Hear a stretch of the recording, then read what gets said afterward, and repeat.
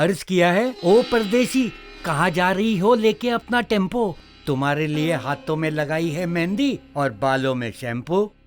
दाद द्या। अतिशय वाईट शेर आहे. धावा धावा वाचा, शेर पासून वाचा. इतका वाईट शेर नव्हता पप्पू. अरे तो शेर नाही, हा जंगलातला शेर. गावात नवी बातमी पसरली आहे की नरभक्षक वाघ पळाला आहे. तो आपल्या सगळ्यांना खाणार. नाही नाही नाही, मला तरुणपणी मरायचं नाही. खाली कॉमेंट मध्ये कोणीतरी लिंक दिली आहे वाघापासून वाचवणाऱ्या तज्ञाची. पूर्ण 1 लाख रुपये फी आहे त्याची, जी आम्ही सगळे गावकरी मिळून भरणार आहोत. मी तर माझ्या वाट्याचे 10,000 जमाही केले. 10,000? अरे त्याचे दात पहा किती धारदार आहेत.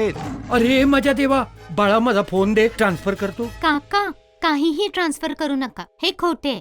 मी आता फॅक्ट चेक केलीये, कुठेही सिंह पळालेला नाही. म्हणजे गावात कोणताच वाघ नाही आलाय.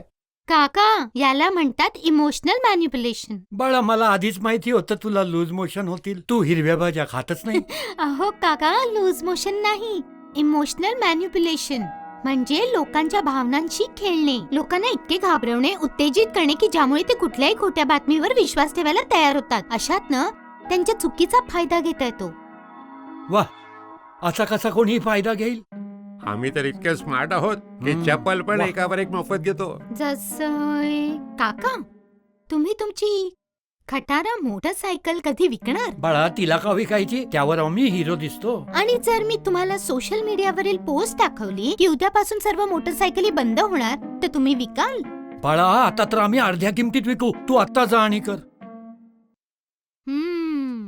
बाळा मी सगळं काही समजलं, सगळं समजलंय मला. शाबास बेटा, तू खूप छान समजावून सांगितले. आणि भाऊसाहेबांना तर खूप छान मूर्ख बनवलंस. खूप छान.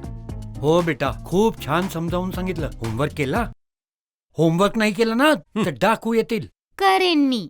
इमोशनल मॅन्युप्युलेशन करण्याची गरज नाही. ठीक आहे, मग मी आपली इमोशनल शायरी लिहितो. इमोशनल मॅन्युप्युलेशन पासून सावध राहा. खोट्या दाव्यांवर विश्वास ठेवू नका, त्यांचे रूप ओळखा.